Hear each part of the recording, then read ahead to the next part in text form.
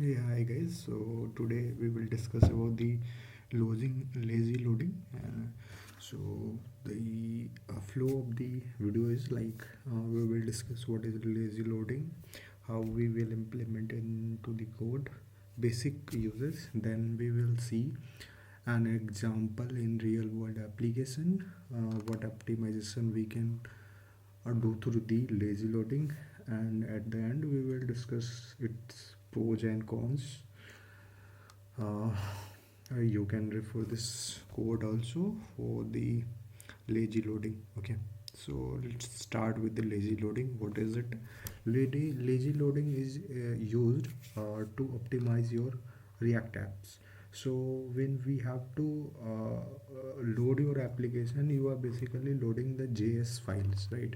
So the in React it bundles the all your codes into a single bundler, and it is shipped to your uh, client like Chrome. Okay, and then application is get loaded. Okay, so if you do not do lazy loading on heavy task, like if there is some task which is running for or running a loop of 10,000 times, then it will take time to load, right? So the first time when you load the application, it will take some time. So to optimize that situation, we use lazy loading. Okay, so let's go to the example and see how we can use the lazy loading. Okay, so I have created an application. This is a basic application where we are loading a lazy loading components, and there is a heavy component which is taking lot of times to execute. Okay, so what we do when we are loading the component, see here we are loading the application in the a normal way, right? So we are importing this thing and it is getting imported. Okay, oh, we do not need suspense here, so I will comment it down, and now I will run the application.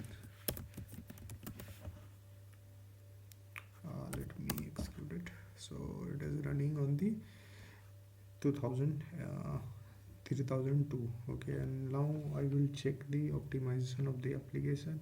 It will analyzing the application optimization, and it will give you the report. Actually we cannot test it, but let's see. Yeah, so here performance is 71%. So we need to increase the performance of the application. So here our heavy component is taking time to load.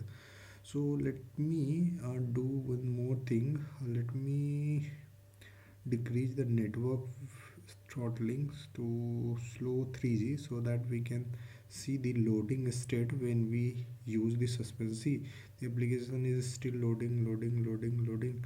Still application is loading state. Now the application is showing you. Now I am using the lazy loading. So for lazy loading, we have to, what we have to do, we have to import the lazy from React. Then inside it we have to pass a callback with the import, and we pass the path of the component we want to lazy load. Okay, and then we have to wrap your component inside the suspense, so that it will give you the message like it is loading that component, and still we this component is not ready. And once the component is ready, the loading state will removed, and you can able to see the heavy component. Okay, now let me go to the code and show it in the browser. So now let's reload it. Now see, the application is loading loading.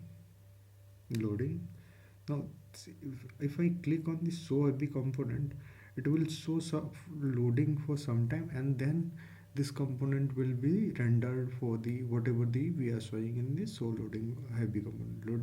Loading. Now this component give you the result. Okay, now if we go to the lighthouse, and again if we check the performance, let me reload it, and then I have to go to the lighthouse, and now we will analyze the page load time. I I guess it will not do much because it's very small application. We might not effectively taste it. Yeah, so they sometimes it happens. So this is the problem of the lazy loading. If you use lazy loading abruptly in any way, like if you do not there is no use of the lazy loading in your application, uh, but you are using it, right? And unnecessary use will degrade the performance of your application. Okay, let me if you understand this, then I will go to some real problem and then we will solve that problem. Okay, so this, I think this is good. So let me close it and then go to the second application I am running it on. So let me go to the second application. Yeah, so second application is here, and we have backend and frontend both. Backend is running on the Node.js. We will not go to the Node.js, but here is that application that is running. Okay, if I go to the part of that lighthouse and then let me execute the lighthouse. It is optimized code. Okay, let me see what load time it will take.